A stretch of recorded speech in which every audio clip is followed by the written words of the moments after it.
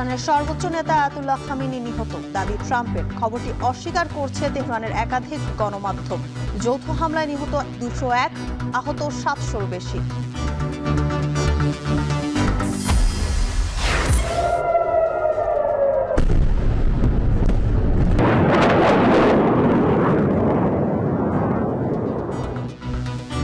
চলমান সংঘাতে ঢাকা থেকে মধ্যপ্রাচ্যগামী অনেক দেশে ফ্লাইট স্থগিত। অনিশ্চয়তায় ভুগছেন যাত্রীরা।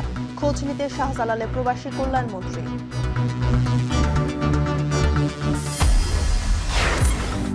অদক্ষ শ্রমশক্তির কারণে প্রতারণার সুযোগ নিচ্ছে দালাল চক্র। সিন্ডিকেট ভাঙতে G2G চুক্তির পরামর্শ।